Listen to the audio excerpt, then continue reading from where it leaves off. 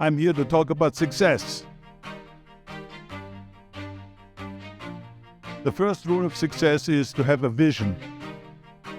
You see, if you don't have a vision of where you go, and if you don't have a goal where you go, you drift around and you never end up anywhere. I mean, as you know, I was born in 1947 in Austria after the Second World War. So I was very fortunate that I stumbled on my vision. And I didn't really like Austria when I grew up. I couldn't wait to get out of there. I couldn't see myself becoming a farmer or a worker in a factory or anything like that, even though my parents wanted me to stay there and have a normal life. But that was their vision, not mine. My vision was totally different. I felt that I was born for something special, for something unique, for something big. Then one day I went to school. I remember I was 11 years old, and they showed a documentary about America. There they showed this documentary, the huge skyscrapers, the high-rises, the huge bridges, the 6-lane freeways, and all of this stuff. And I said to myself, that's where I want to be. I don't want to be around here with these little farmhouses and these little buildings. I want to be in America. One day after school, I walked by a store in Graz. So I went inside and I looked around, and then I saw a magazine. I saw a bodybuilding magazine that had Reg Park on the cover. Reg Park was then a 3-time Mr. Universe. And I saw him on the big screen as Hercules. I read that and I said to myself, wow, this is the blueprint for my life. This is exactly what I want to do. I want to become a bodybuilding champion just like Reg Park. I want to get into movies just like Reg Park. And I want to make millions of dollars and be rich and famous just like Reg Park. You know how great it felt that I knew where I was going? Imagine the majority of people don't know where they're going. I knew where I was going. That I'm going to become this bodybuilding champion just like him. So it was just a question of how do you do it? I was so relieved, because when you have a goal, when you have a vision, everything becomes easy. So people always ask me, when they saw me in the gym in the pumping iron days, they say, why is it that you're working out so hard? 5 hours a day, 6 hours a day, and you have always a smile on your face. And I told people all the time, I said, because to me, I'm shooting for a goal. In front of me is the Mr. Universe title. So every rep that I do gets me closer to accomplishing that goal, to make this goal, this vision, turn into reality. Every single set that I do, every repetition, every weight that I lift will get me a step closer to turn this goal into reality.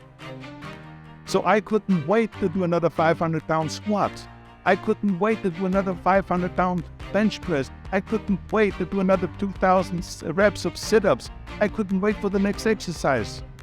With the age of 20, I went to London and I won the Mr. Universe contest as the youngest Mr. Universe ever. And it was because I had a goal. So let me tell you something, visualizing your goal and going after it makes it fun. You've got to have a purpose no matter what you do in life. You've got to have a purpose. 74% hate their job in America. Now this is not much different when you come to Europe.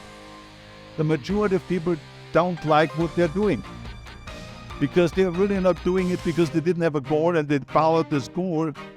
They just aimlessly drift around, and then all of a sudden there's a job opening, so they get that job because you have to work. But then when you work, it's a chore. It's work. It's not fun. So if you think about, only a quarter of the people really enjoy what they're doing in life.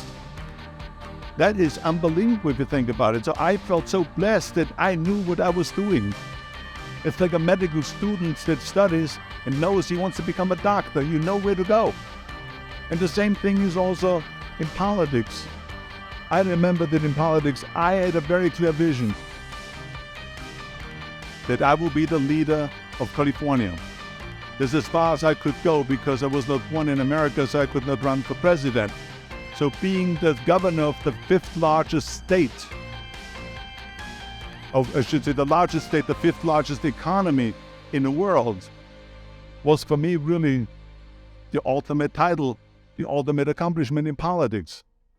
So even though people came up to me and says, why don't you go and run for something smaller, you're never gonna make it. I ran for governor, and then 2 months later I became governor of the state of California.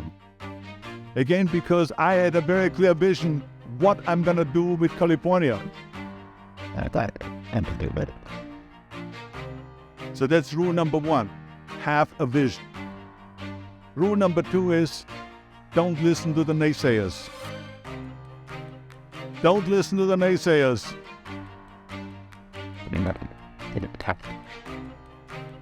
Everything I ever did, the thing that I heard out of people's mouth was, that's impossible. That can't be done. Or no. That is exactly what I heard, and of course I proved to the people that it can't be done. So whenever someone said to me, it can't be done, I heard it can be done. When they said no, I heard yes. And when they said it's impossible, I heard it is possible. I'm a strong believer of what Nelson Mandela said, that everything is always impossible until someone does it. Well, I'm going to be the one, I said to myself, I'm going to do it and I'm going to show it to them. Maybe it has never been done before. That's perfectly fine with me. But I'm going to do it. And I did not listen to the naysayers. It's all about the hard work that you put in. I said to myself, in bodybuilding, I work out 5-6 hours a day. I'm going to do the same thing now for acting. And of course, I went to college to study English. I studied the accent removal, acting classes, and all of this stuff. All day long, I worked and I worked and I worked.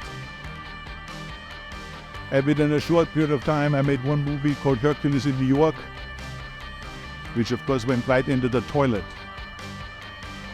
But it didn't discourage me. I still had the same vision. And then all of a sudden I did Streets of San Francisco. I did Stay Hungry and Pumping On and The Villain. And then all of a sudden I was asked by Dino De Laurentiis at the Universal Studio to star in Conan the Barbarian.